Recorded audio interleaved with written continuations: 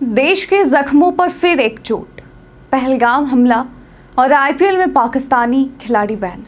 जी हाँ, आज के इस वीडियो में आपको पहलगाम हमला से पहले जो भी आतंकी हमले हुए हैं भारत में और उसकी वजह से जो आईपीएल में पाकिस्तानी खिलाड़ी बैन हुए हैं, उन सभी के बारे में आपको बताएंगे। तो जम्मू कश्मीर के खूबसूरत पहलगाम में मंगलवार को हुए आतंकी हमले ने पूरे देश को झकझोर कर रख दिया है और इस हमले में अब तक 26 लोगों की जान जा चुकी है और लगभग 20 लोग गंभीर रूप से घायल हैं।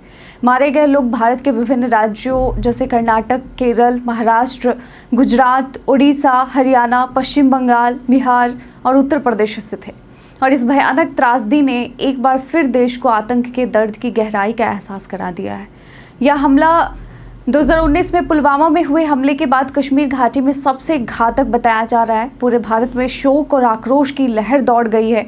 आम नागरिकों से लेकर ओलंपिक पदक विजेता और क्रिकेट जगत के दिग्गजों तक हर कोई इस अमानवीय कृत्य के खिलाफ अपनी भावनाएं व्यक्त कर रहा है। इस हादसे की प्रतिक्रिया में एक बार फिर क्रिकेट के माध्यम से पाकिस्तान से संबंधों पर बहस छिड़ गई है।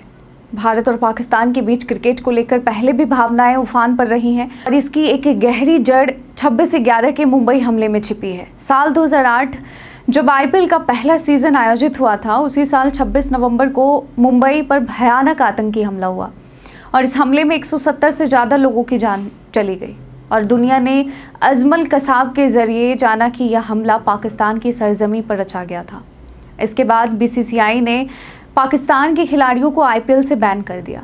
पहला सीजन ही एकमात्र ऐसा रहा जिसमें 11 पाकिस्तानी खिलाड़ियों ने हिस्सा लिया था, जिनमें शोएब अख्तर, शाहिद अफरीदी और सोहेल तनवीर जैसे नाम शामिल थे।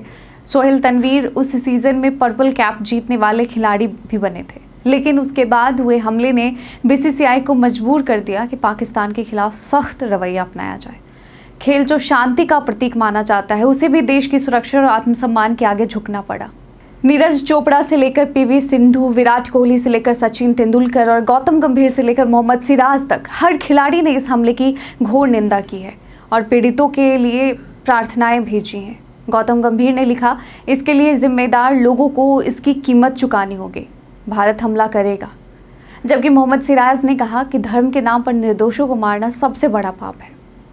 भारत के पूर्व क्रिकेटर श्रीवत्स गोस्वामी ने पाकिस्तान से सभी खेल संबंधों को खत्म करने की मांग करते हुए लिखा, जब निर्दोष भारतीयों की हत्या पाकिस्तान का राष्ट्रीय खेल लगता है तो हमें इसका जवाब शून्य सहिष्णुता से देना होगा। ओलंपिक पदक विजेता खिलाड़ियों ने भी अपनी भावनाएं व्यक्त की।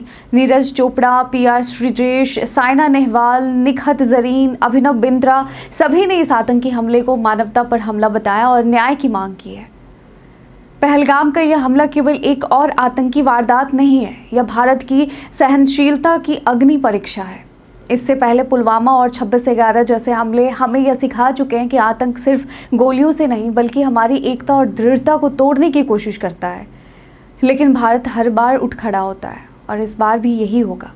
पाकिस्तान प्रायोजित आतंकवाद को लेकर जो आक्रोश अब जन जन के मन में है, वह केवल सीमाओं तक सीमित नहीं रहेगा। यह खेल, कला और कूटनीति में भी झलकेगा। खिलाड़ियों की भावनाएं केवल शब्द नहीं बल्कि देश की आत्मा की आवाज़ हैं। पहलगाम में हुए इस अमानवीय हमले ने पूरे देश को शोक संतप्त कर दिया है। ये घटना एक बार फिर यह याद दिलाती है कि जब तक आतंक के विरुद्ध निर्णायक कार्रवाई नहीं की जाती, तब तक न देश चैन से जी सकता है, न खेल अपनी असली भावना में हो सकता है।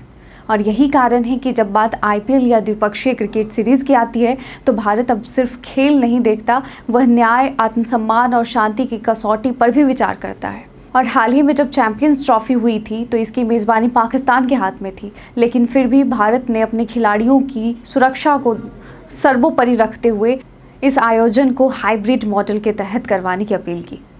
तो इस दुखद घड़ी में हम पीड़ितों के परिवारों के साथ खड़े हैं। क्या आपको भी लगता है कि इस घटना के बाद अब खेल जगत को भी पाकिस्तान के खिलाफ कड़ा रुख अपनाना चाहिए?